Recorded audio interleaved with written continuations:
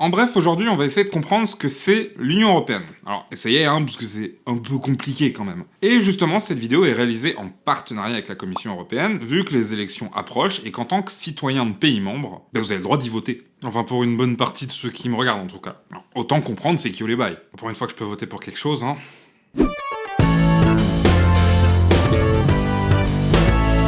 Bon, déjà, c'est quoi l'Union Européenne?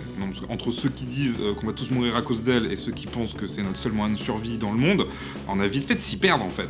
Alors, d'après Wikipédia, l'Union Européenne est une association politico-économique sui generis de 28 États européens qui délèguent ou transmettent par traité l'exercice de certaines compétences à des organes communautaires. Parfait, tout est absolument plus clair maintenant. Merci d'avoir regardé, c'était super sympa. Non, plus sérieusement, derrière cette description obscure qui nous en dit pas plus, on comprend quand même que c'est une association politico-économique sui generis. Mais pourquoi des pays voudraient créer une association politico-économique sui generis, Dave, me demanderez-vous? Eh ben, bonne question. Une fois n'est pas coutume, tout commence avec la Seconde Guerre mondiale. Sacrée guerre. Non, parce qu'il faut se dire qu'on a réussi à tous se foutre sur la gueule 2 fois en moins de 30 ans, et tuer plus de 50 millions de personnes au total. Pas mal. En comptant les civils et les militaires. Je pense que tout le monde était assez d'accord pour se dire que ça serait sympa de pas en commencer une troisième. C'est vous que je regarde là, Poutine, Trump, Hoon et tous les autres là encore. En plus de ça, l'URSS fraîchement créée commençait un peu beaucoup à s'étaler et menacer tout ce qui était vaguement proche, donc l'idée d'une union de pays devenait de plus en plus une pas si mauvaise idée que ça. Et puis quand à ta porte il y a le croque-mitaine en chapka et que 2 de tes plus gros pays se foutent sur la tronche non-stop depuis des siècles, c'est pas si mal d'essayer de réconcilier tout le monde en fait. Il va y avoir plusieurs tentatives d'union durant la guerre froide, comme la Communauté européenne de défense et l'Union de l'Europe occidentale. Vu que l'Europe orientale était occupée par l'URSS. C'est bizarre de dire Europe orientale, Il y aura 2 tentatives de rapprochement militaire, pas déconnant vu le contexte, entre la Seconde Guerre mondiale qui était encore proche et l'URSS qui pointait son nez pas trop loin, mais qui n'ont jamais abouti. Mais les mecs finissent par se rendre compte que le concept de guerre froide, c'est qu'on fait la guerre chez les autres, pas à la maison. Genre la guerre du Vietnam, d'Afghanistan, de Corée, Cuba, enfin vous voyez le DEL quoi. Du coup, une armée inter-européenne, c'est pas si pertinent que ça. Alors pour pouvoir survivre entre les États-Unis et l'URSS, il faut une économie qui se tienne. Du coup, en 1957 est signé le traité de Rome qui donne naissance à la Communauté économique européenne. Ça fait en gros une sorte d'union économique avec un marché commun pour se faciliter le commerce entre la France, l'Allemagne de l'Ouest, on est toujours en plein milieu de la guerre froide, et le Benelux et l'Italie. Alors, ça n'a pas popé de nulle part non plus, il y avait déjà eu plusieurs accords économiques avant, comme la Communauté européenne du charbon et de l'acier en 1951. Mais les bases pour une union sont enfin posées. Union qui sera rejointe par le Royaume-Uni, le Danemark et la Suède en 1973, ce qui était un peu compliqué avant, vu que Charles de Gaulle voulait pas des Anglais, trop potes avec les Ricains.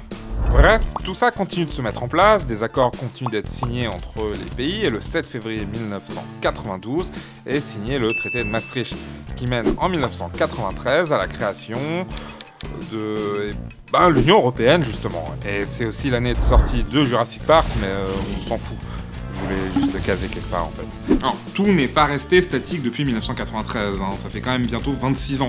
Des pays se sont ajoutés, des accords ont été signés, on est quand même passé de 6 à 28, les douanes et les postes frontières ont disparu, la monnaie unique, il s'en est passé des choses quoi. Mais concrètement, c'est quoi l'Union Européenne? À quoi ça sert Donc, parce qu'on lit et entend tout à son sujet, sur son avenir, mais c'est qui les bails?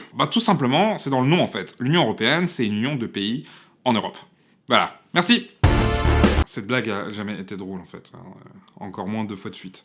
Non, plus sérieusement, comme on l'a dit au début, l'idée de l'Union Européenne est née à la sortie de la guerre, quand les grandes puissances européennes se sont rendues compte qu'elles avaient besoin de s'entraider pour pouvoir survivre dans ce nouveau monde. Mais au-delà de faire tenir les États debout face aux nouvelles superpuissances du siècle dernier, quel impact ça a eu sur nous, en tant que citoyens de pays membres de l'Union Européenne? La plupart d'entre vous ont sûrement déjà entendu parler de la PAC, ou Politique Agricole Commune. En gros, c'est une aide visant à aider et développer l'agriculture dans les différents pays membres de l'Union Européenne. Parce qu'avec la mondialisation, faut bien reconnaître que la culture locale, elle galère. Et des politiques dans le genre, il y en a des tonnes. En gros, l'Union Européenne, ça sert aussi à essayer de ramener les différents pays membres au même niveau économique. L'Union Européenne, c'est aussi une cour de justice qui prend le relais quand la justice locale ne peut plus faire autorité, ou pour peser contre des entités parfois plus puissantes que des pays eux-mêmes, genre ce qu'on appelle des GAFAM. En gros, les 5 plus grosses entreprises dans le monde qui font totalement leur vie en payant des amendes plutôt que de respecter les lois des pays. bien d'être riche. D'ailleurs, j'en profite pour poser ça là, mais j'ai pu discuter avec Guillaume Roty, un porte-parole de la Commission européenne en France, à propos de l'article 13 de la Commission européenne, dont tout le monde parle tant. Justement, je vous mets ça dans une vidéo à part, dont le lien est là, ou dans la description, ou encore en fin de vidéo. Voilà. Touche à la lumière. Je m'appelle Guillaume Roty, je suis le porte-parole de la Commission européenne en France. L'Union européenne, en fait, c'est une association de pays qui se sont mis d'accord pour faire des choses ensemble et qui ont écrit ça dans un contrat qu'on appelle les traités européens. Donc en gros, alors au départ on était 6, maintenant on est 28. 28 pays qui se sont dit on va faire des choses ensemble parce qu'on est plus fort, on va faire la politique commerciale ensemble par exemple, on va faire la politique agricole commune et on va faire ça d'une manière organisée et démocratique et on va écrire tout ça dans les traités européens qui vont nous engager. La politique commerciale, c'est un bon exemple. C'est beaucoup plus facile de négocier un accord commercial avec le Japon quand vous êtes les 28 pays qui représentent 500 millions d'Européens que quand vous êtes juste la France, ou même, on prend toujours l'exemple de la France, mais si vous êtes juste l'Irlande, c'est pas évident de négocier un accord avec le Japon. En tout cas, il ne sera pas favorable. Donc, il y a certains domaines où on est plus fort. Après, c'est un sujet large et complexe pour lequel on aurait besoin de plusieurs heures, histoire de rien manquer. Mais malheureusement, on n'a pas plusieurs heures. Tout n'est pas parfait, bien loin de là. Le système économique n'est pas à l'avantage de tous les pays membres. On oscille toujours entre trop et pas assez de poids de la part de l'Union sur ces mêmes pays membres. L'euro peut des fois se trouver être un cadeau empoisonné. Enfin bref, c'est un sujet complexe, mais sur lequel vous pouvez avoir une influence. Et c'est aussi pour ça que j'ai été contacté pour faire cette vidéo, puisque le 26 mai auront lieu les élections européennes. Alors, on vote pour qui ? Et pourquoi ? On vote pour élire les députés européens. Donc, chaque pays vote pour élire des députés européens. Il y a 756 députés européens qui siègent à Strasbourg. Et les députés européens, ils ont énormément de pouvoir. C'est eux qui votent la directive droit d'auteur, par exemple. Donc, c'est eux qui l'écrivent et qui la votent. Donc, élire ces députés européens, c'est très important parce que sur plein de sujets qui touchent votre vie quotidienne, donc sur ce qu'on fait sur la lutte contre le changement climatique, les réductions d'émissions des voitures, il faut continuer le diesel, donc tous ces sujets d'environnement, de lutte contre le changement climatique, il y a énormément de textes qui sont faits au niveau européen et qui sont votés par les députés européens. Donc, choisir son député européen, c'est important pour un peu construire l'Europe dans laquelle on va vivre dans les prochaines années et il faut vraiment aller voter pour élire ces députés européens. Je suis pas là pour vous vendre l'Union européenne, vous pouvez être pour ou contre, c'est clairement pas mon problème. Et pas à moi de vous dire vers qui vous tournez. Par contre, les élections à venir ont leur importance et auront un impact sur nos vies à tous, en tant que citoyens européens. Vous pouvez décider de voter, de vous abstenir ou bien de vous en foutre, mais gardez en tête que ça a lieu et que les gens élus auront leur mot à dire à l'échelle européenne. Du coup, tant qu'à faire, autant pousser des gens, ou pas, dont les idées vous parlent. Enfin, je dis ça, je dis rien. Si vous voulez, la campagne pour les élections de cette année s'appelle littéralement « Cette fois, je vote ». Je pense que les gars à Bruxelles sont au courant qu'ils ont pas trop la cote.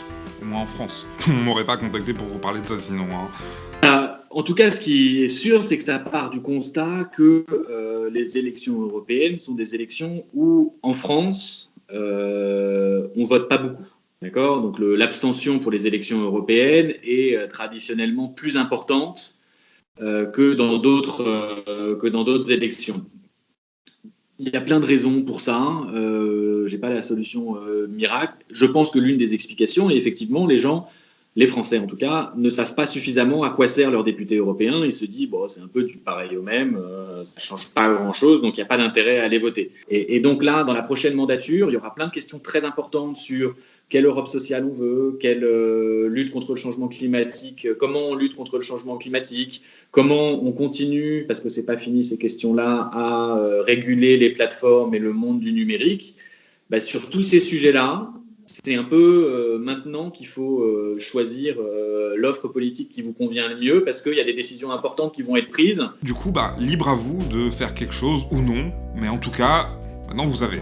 Je sais pas vraiment, au vu de l'évolution des différentes politiques locales des pays européens, si tout ça aura encore un sens dans 50 ans. Mais pour l'instant, on est là et vous avez votre mot à dire dans ces bails. Enfin, encore une fois, moi, je dis ça, je dis rien. Enfin, bref. C'est quoi Sui Generis ? Ça veut dire dans son genre, en fait. Genre, c'est une association qui a pas vraiment d'équivalent. Mais tout le monde sait ça, complètement débile.